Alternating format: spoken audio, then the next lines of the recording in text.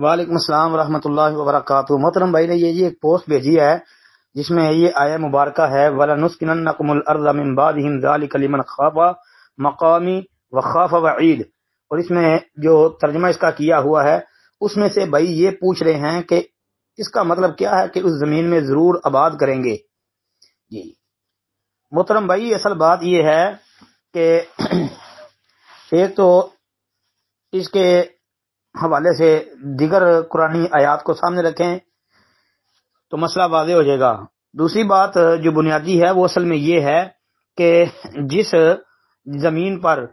جو ہے وہ امن نہیں ہوگا، دشمنوں کا بول بالا ہوگا، اللہ کے دشمن ان کے اوپر جو ہے وہ جناب غلبہ پایا ہوا ہوگا، تو ان حالات میں اللہ رب العالمین اہل ایمان کو جو ہے وہ امن دے گا، سکون دے گا، اطمینان دے گا، اور اس قدر امن ہو جائے گا کہ اللہ رب العالمین ان کو جو ہے اس زمین کے اوپر آباد کر دے گا، اور اس زمین سے جو اللہ کے دشمن ہیں ان کی حکومت، ان کی سلطنت کو ختم کر دے گا۔ آپ اس کے لیے قرآن پاک کی یہ آیہ مبارکہ جو ہے نا سورہ النور کی آیت نمبر 55 اس کو بھی پڑھیں، اسی طرح سورہ انفال کی آیت نمبر 26 اس کو بھی ذرا بندہ پڑھ لے تو اللہ کے فضل سے کافی سارا فائدہ ہو جائے گا۔ اسی تناظر میں یہ سورہ نور کی آیت نمبر 55 ہے، اس کو دیکھیں کہ اللہ فرماتے ہیں وعد اللہ الذین آمنوا منکم وعملوا الصالحات لیستخلفنہم فی الارض کما استخلف الذین من قبلہم وَلَيُمَكِّنَنَّ لَهُمْ دِينَهُمُ الَّذِي ارْتَضَىٰ لَهُمْ وَلَيُبَدِّلَنَّهُمْ مِنْ بَعْدِ خَوْفِهِمْ أَمْنًا يَعْبُدُونَنِي لَا يُشْرِكُونَ بِي شَيْئًا وَمَنْ كَفَرَ بَعْدَ ذَلِكَ فَأُولَٰئِكَ هُمُ الْفَاسِقُونَ۔ مطلب کیا ہے کہ اللہ نے ان لوگوں سے جو تم میں سے ایمان لائے اور انہوں نے نیک اعمال کیے وعدہ کیا ہے کہ وہ انہیں زمین میں ضرور ہی جانشین بنائے گا، جس طرح ان لوگوں کو جانشین بنایا جو ان سے پہلے تھے، اور ان کے لیے ان کے اس دین کو ضرور ہی اقتدار دے گا جسے اس نے ان کے لیے پسند کیا ہے، اور ہر صورت انہیں ان کے خوف کے بعد جو ہے وہ بدل کر امن دے گا۔ وہ میری عبادت کریں گے، میرے ساتھ کسی چیز کو شریک نہ ٹھہرائیں گے، اور جس نے اس کے بعد کفر کیا تو یہی لوگ نافرمان ہیں۔ یہ آیت کریمہ کا جو ہے میں نے ترجمہ بھی کر دیا ہے، اور اسی حوالے سے وہ روایت مستدرک حاکم کے اندر جو آتی ہے 3512 نمبر پر امام حاکم رحمۃ اللہ علیہ نے جو ہے بھی صحیح کہا ہے، امام زابی رحمۃ اللہ علیہ نے بھی تلخیص المستدرک میں اس کو صحیح قرار دیا ہے۔ وہ کیا جی، ابی بن کعب رضی اللہ تعالی عنہ بیان فرماتے ہیں کہ جب جناب نبی کریم صلی اللہ علیہ وسلم اور آپ کے ساتھی مدینہ میں آئے اور انصار نے انہیں جگہ دی تو سارا عرب ایک کمان کے ساتھ ان پر حملہ آور ہو گیا، اس لیے مسلمان جو ہے وہ رات اسلحے کے ساتھ گزارتے اور دن بھی اسی حال میں گزارتے، حتیٰ کہ وہ یہ کہنے لگ گئے کہ کیا تم خیال کرتے ہو کہ ہم اس وقت تک زندہ رہیں گے جب ہماری راتیں امن و اطمینان سے گزریں گی، ہمیں اللہ کے سوا کسی کا خوف نہیں ہوگا؟ تو اس وقت پھر یہ آیہ مبارکہ جو ہے وہ نازل ہوئی وعد اللہ الذین آمنوا منکم وعملوا الصالحات لیستخلفنہم فی الارض کما استخلف الذین من قبلہم وَلَيُمَكِّنَنَّ لَهُمْ دِينَهُمُ الَّذِي ارْتَضَىٰ لَهُمْ وَلَيُبَدِّلَنَّهُم مِّن بَعْدِ خَوْفِهِمْ أَمْنًا يَعْبُدُونَنِي لَا يُشْرِكُونَ بِي شَيْئًا وَمَن كَفَرَ بَعْدَ ذَلِكَ فَأُولَٰئِكَ هُمُ الْفَاسِقُونَ۔ تو یہ آیہ مبارکہ اس وقت نازل ہوئی۔ اب اس حدیث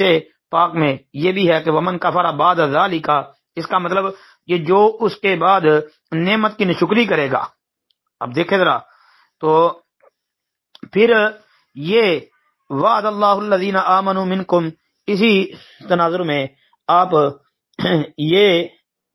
دیکھیں کہ اللہ رب العالمین نے پھر کس انداز میں جو ہے مسلمانوں کو جو ہے وہ عزتیں عطا کی، کس طرح جناب ان کا مقام و مرتبہ بڑھ گیا۔ رسول اللہ صلی اللہ علیہ وسلم دنیا سے جب چلے گئے تو خلفائے اسلام نے یہ ذمہ داری سنبھالی، اور آپ صلی اللہ علیہ وسلم کے طریقے پر چل کر انہوں نے مشرق اور مغرب کا بہت سارا حصہ جو ہے وہ فتح کر لیا۔ اس وقت کے سب سے جو مضبوط ترین بلکہ مضبوط حکمران وہ کسریٰ کے تخت پر قبضہ کر لیا، اور کیسر کو اس کے جو مملوکہ علاقوں مثلا شام وغیرہ سے ایسا نکالا کہ اسے قسطنطنیہ میں پناہ لینا پڑی۔ اسی تناظر میں آگے چلتے جائیں تو پھر رسول اللہ صلی اللہ علیہ وسلم کی وہ پیشن گوئی بالکل پوری ہو گئی کہ ان اللہ زوا لی الارض فرأیت مشارقہا ومغاربہا وان امتی سیبلغ ملکہا ما زوی لی منہا وَأُوتِيتُ الْكَنْزَيْنِ الْأَحْمَرَ وَالْأَبْيَضَ۔ صحیح مسلم کتاب الفتن میں یہ حدیث ہے 2899 نمبر کہ اللہ تعالیٰ نے میرے لیے زمین لپیٹ دی تو میں نے اس کے تمام مشرق اور مغرب دیکھ لیے، اور میری امت کی سلطنت اس کے ان مقامات تک پہنچے گی جو مجھے لپیٹ کر دکھائے گئے، اور مجھے سرخ اور سفید 2 خزانے جو ہے وہ بھی عطا کر دیے گئے۔ پھر اسی طرح اس آیت کریمہ کے اندر یہ جو ہے کہ وَلَا يُمَكِّنَنَّ لَهُمْ دِينَهُمُ الَّذِي ارْتَضَىٰ لَهُمْ، مطلب یہ اللہ کا دوسرا وعدہ کہ اللہ تعالیٰ مسلمانوں کے لیے ان کے اس دین کو اقتدار بخشے گا جو اس نے ان کے لیے پسند فرمایا ہے۔ مطلب مسلمانوں کو ایسا اقتدار ملے گا جس میں کسی اور جو ہے آئین قانون کا نہیں بلکہ اللہ رب العالمین کے دین اسلام کا مکمل غلبہ ہوگا۔ اس میں اللہ رب العالمین کی بات سب سے اونچی اور اس کا بول سب سے بلند اور بالا ہوگا۔ دین کا یہ اقتدار پوری دنیا پر قائم ہو جائے گا۔ حضرت تمیم داری رضی اللہ تعالی عنہ وہ فرماتے ہیں کہ میں نے رسول اللہ صلی اللہ علیہ وسلم کو یہ فرماتے ہوئے سنا کہ آپ علیہ السلام فرما رہے تھے، یہ مسند احمد کی حدیث ہے 16959 نمبر جی، اور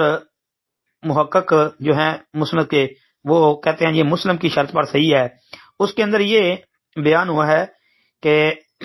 یہ کام مطلب دین اسلام وہاں تک پہنچے گا جہاں رات اور دن پہنچتے ہیں۔ اللہ تعالیٰ کوئی اینٹوں کا بنا ہوا مکان چھوڑے گا اور نہ ریشم کا بنا ہوا، مگر اللہ تعالیٰ اس میں اس دین کو داخل کر دے گا، عزت والے کو عزت دے کر اور ذلیل کو ذلت دے کر۔ عزت ایسی جس کے ساتھ اللہ تعالیٰ اسلام کو عزت بخشے گا، اور ذلت ایسی جس کے ساتھ اللہ تعالیٰ کفر کو ذلیل کرے گا۔ اب یہ بھی سامنے رکھیں۔ پھر اسی طرح یہ وَلَا يُبَدِّلَنَّهُمْ مِن بَعْدِ خَوْفِهِمْ أَمْنًا، یہ ایک تیسرا وعدہ جو ہے اس میں ہے۔ پھر اسی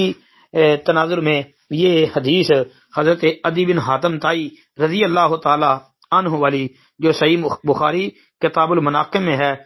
تو 3595 نمبر پر، اس میں کیا بیان کیا گیا ہے، کتنا زیادہ امن ہوگا کہ عدی بن حاتم طائی